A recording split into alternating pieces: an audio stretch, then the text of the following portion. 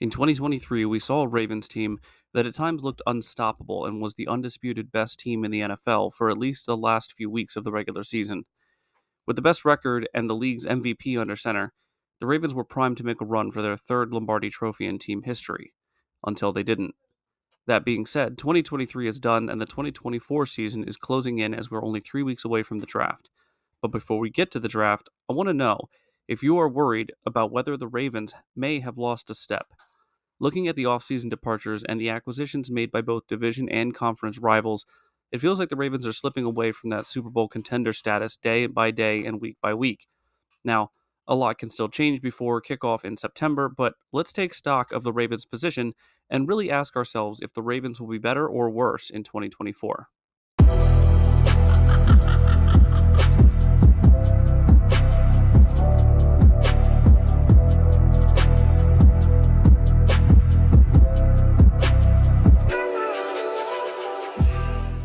Welcome in, everyone. This is Jordan with Ravens Flash Report, and this is going to be a long one, so please like if you enjoy, subscribe if you're new, and let's get to it.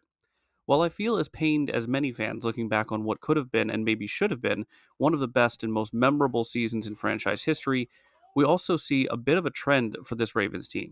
If we look into the past at when this team has been dominant versus successful, we can see that they are not always a one-to-one relationship. In this video, I'm going to show you how being dominant and being successful are not always the same thing, and how that is especially true for the Ravens as a franchise in particular. The examples we are going to look at will be comparisons from back-to-back Ravens seasons, where we're going to judge them based on their postseason results rather than their regular season record.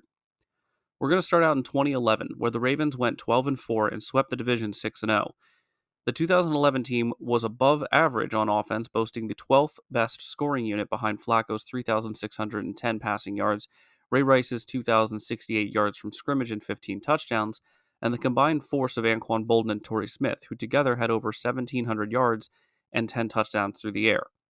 This was also the start of the Dennis Pitta and Ed Dixon duo, who also added 933 yards and 8 touchdowns. The defense was also in peak form, ranking third in scoring and allowing the fourth fewest passing yards, the fewest passing touchdowns, the second fewest rushing yards, and the most forced fumbles in the league. In fact, the defense was so good, they allowed only 21 touchdowns in total over the season and forced 16 turnovers. Players like Ray Lewis leading the team with 95 tackles, while also contributing everywhere else as always, with 2 sacks, 3 tackles for loss, 4 quarterback hits, 2 forced fumbles, 7 pass deflections, and an interception. Terrell Suggs, a first-team All-Pro this year, added 70 tackles of his own to go along with 14 sacks, 20 tackles for loss, 23 quarterback hits, 7 forced fumbles, 6 pass deflections, and 2 interceptions. The last major defensive contributor for this team I'll cover is Ladarius Webb at cornerback.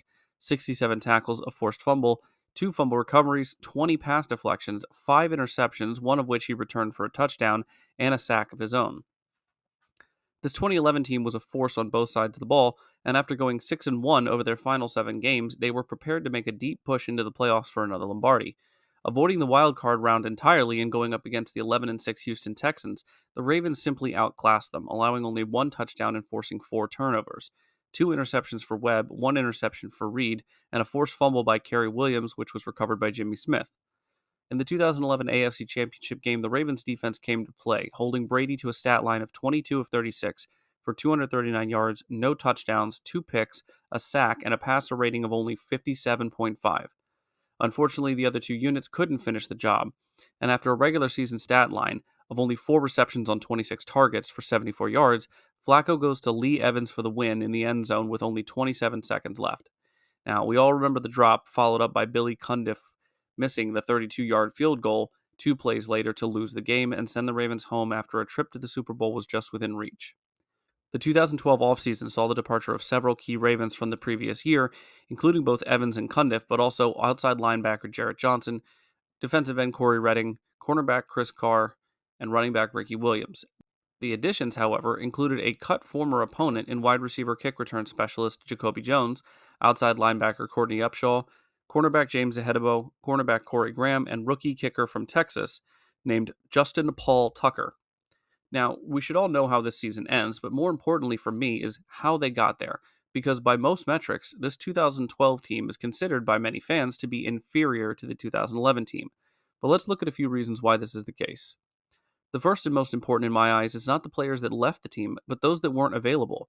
While Ray Lewis only played in 12 games in the 2011 season, his impact was felt throughout, and the Ravens still won all 4 games in his absence. But 2012 was a different matter. Lewis played in just the first 6 games of the regular season, and after leaving early in Dallas, he didn't return until the postseason. Through the first 6 games, he had 57 tackles, a tackle for loss, 2 quarterback hits, a sack, a forced fumble, and a pass deflection. A good 6 games, for sure, but not the impact a team looking for redemption needed from its defensive leader.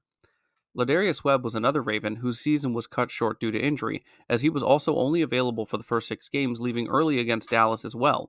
But unlike Ray, Webb never came back off injured reserve in the 2012 season. He ended his season with 25 tackles, a forced fumble, a fumble recovery, 6 pass deflections, and an interception. Terrell Suggs found himself in almost the exact opposite position after tearing his Achilles in late April of 2012. After coming off one of his best seasons of his Hall of Fame career, Suggs wouldn't see the field again until Week 7 against Houston, where he would record 4 tackles, a tackle for loss, 2 quarterback hits, a sack, and a pass deflection on just 44 snaps. Suggs would go on to miss 2 more games during the regular season in Week 14 and the week finale against the Bengals. Both games the Ravens lost.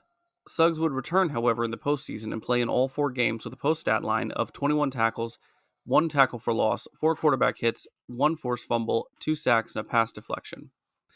Now, these 3 players saw time lost throughout the season, but unfortunately their replacements did not improve the Ravens' odds of making the postseason. The defense dropped to 12th in scoring, as well as being only 17th in passing yards allowed and 19th in interceptions with 13, despite Ed Reed continuing to excel, grabbing 4 in 2012 and taking 1 of them to the house. They were also 20th against the run, but remained strong in the red zone, allowing the second fewest touchdowns on the ground. Meanwhile, the offense was neither incredible nor domineering through most of the season, finishing 10th in scoring. However, they did improve in almost every category.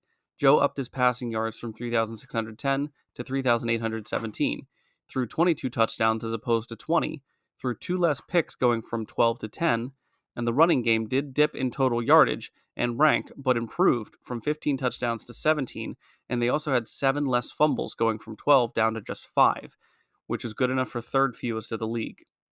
This 2012 team finished the regular season with a record of 10-6, and while they did have a 9-2 record after the overtime win against the Chargers in San Diego in Week 12, they also went to finish up the season losing 4 of their remaining 5 games leading up to the postseason. The next example will be comparisons of the 2019 season and the 2020 season. Now, I understand that the final result of the 2020 season was not a Lombardi trophy and that they still lost in the divisional round, but the concept of this video isn't to look at the Ravens teams that won the Super Bowl. We're looking at the differences between Ravens teams that dominate versus Ravens teams that succeed despite seeming less talented. The 2019 team was, of course, one of, if not the, best offensive teams in the Ravens franchise has ever had, breaking several records along the way. They were not only first in scoring offense, but also first in passing touchdowns with 37, while only throwing 8 interceptions on the year. The passing game was also efficient, as they only were 27th in passing yards with 3,225, but the run game was far and away the focus of this team, combining for 3,296 total yards on the ground with 21 touchdowns and only 7 fumbles lost. They finished with 14-2 record overall, a 5-1 division record, and the number 1 overall seed locked up. This team was on fire, winning 12 straight to close out the regular season, and then they lost to the Titans at home. There's several reasons that this Ravens team lost 28-12 against the Titans, despite rushing for 185 yards, passing for 365, and winning the time of possession battle while allowing only 83 net passing yards to the Titans. They turned the ball over 3 times, 2 interceptions, and a lost fumble. They committed 7 penalties for 56 yards compared to the Titans' 5 for 20 yards, and most importantly, they couldn't stop Derrick Henry, who ran for 195 yards on 30 attempts and threw a touchdown pass to Corey Davis. The Ravens were amazing in the 2019 season, but they weren't able to adjust in that game after they got punched in the mouth, as they had done several times to many teams over that season. After the 2019 season, we saw a large exodus of talent from both sides of the ball, but defense felt it the most. Linebacker Patrick Owasu, cornerback Brandon Carr, free safety Earl Thomas, linebacker Josh Bynes, nose tackle Michael Pierce, and defensive end Chris Wormley. Ravens also lost Hayden Hurst and Seth Roberts from offense. After coming so far with such a great team, the Ravens would have to rebuild again behind Lamar and company. For the 2020 season, the Ravens addressed the holes in their team through both the draft and free agency. They signed veteran defensive ends Calais Campbell and Derek Wolfe before the season started, and brought in another in Yannick Ngakoue before the trade deadline. In the draft, they continued to bolster their defense by selecting linebackers Patrick Queen and Malik Harrison, as well as more depth in the line in defensive tackle Justin Matabike. They also got more weapons for Lamar and the offense in J.K. Dobbins, as well as wide receiver kick returner Devin Duvernay. Restocked and reloaded, the Ravens were ready to make another run for the Lombardi Trophy. The 2020 season saw the Ravens start out strong with a 5-1 record before their bye week in Week 7. Afterwards, they faltered through the middle part of the season, going 1-4 over their next 5 games before regaining their footing and finishing out the season by winning all of their final 5 games, finishing 11-5 overall and winning the division for the second year in a row. The contributions from the players that they added through the draft and free agency cannot be understated. On the defensive side, Patrick Queen led the team in tackles with 106, as well as adding 3 sacks, 9 tackles for loss, 10 quarterback hits, 2 forced fumbles, 2 fumble recoveries, 2 pass deflections, and an interception. Campbell, Wolfe, and Ngakoue added a combined 90 tackles, 8 sacks, 13 tackles for loss, 17 quarterback hits, 2 forced fumbles, and 9 pass deflections.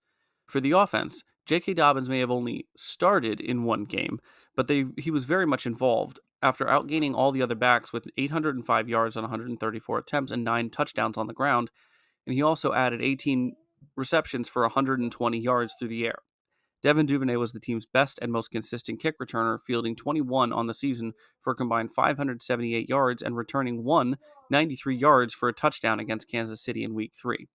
Obviously, this sounds great, but the stats and rankings for this team, when compared head-to-head with the 2019 team, would make you think that this 2020 team might not even make the playoffs, let alone win a game against the very same Titans team that eliminated them only a year ago.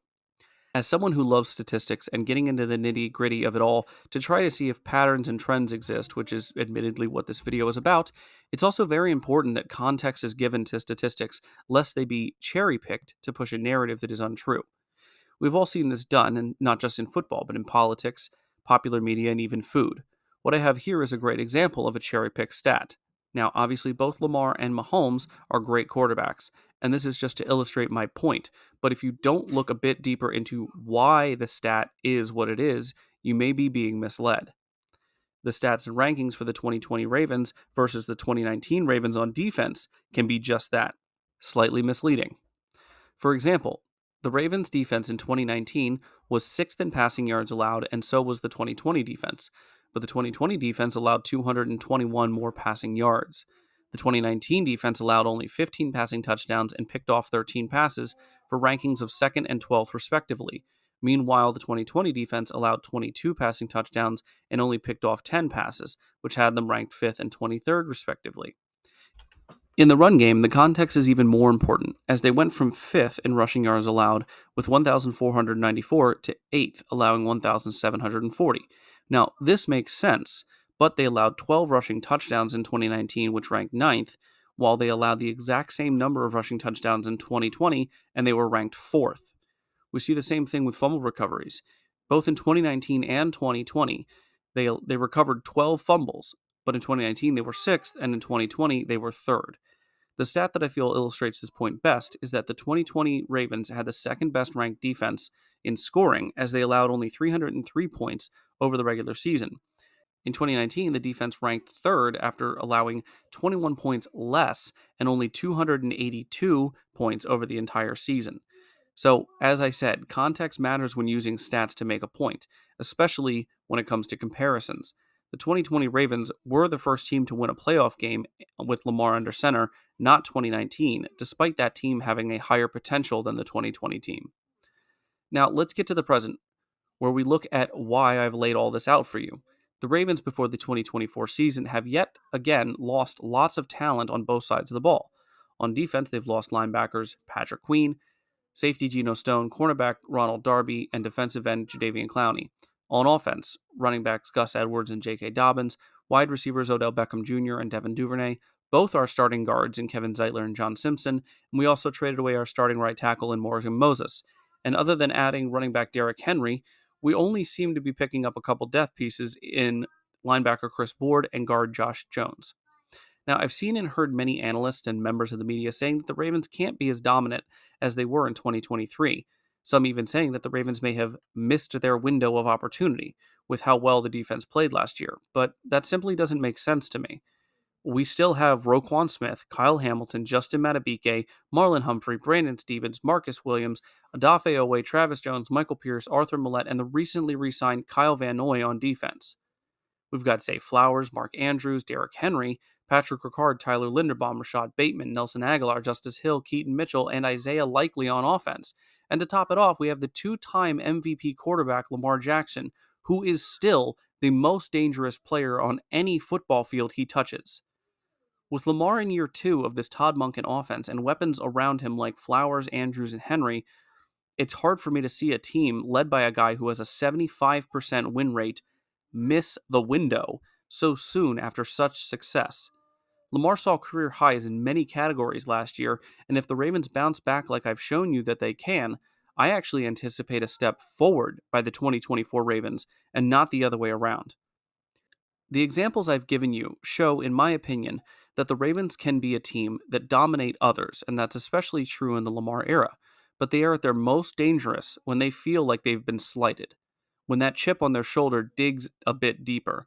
And while many teams in the NFL feed off the underdog narrative and bulletin board talk and all that about how you aren't good enough or you can't win the big one, the Ravens have shown that they are the embodiment of that idea. They're like the Hulk, where they simply just get mad and get bigger and angrier when you hit them.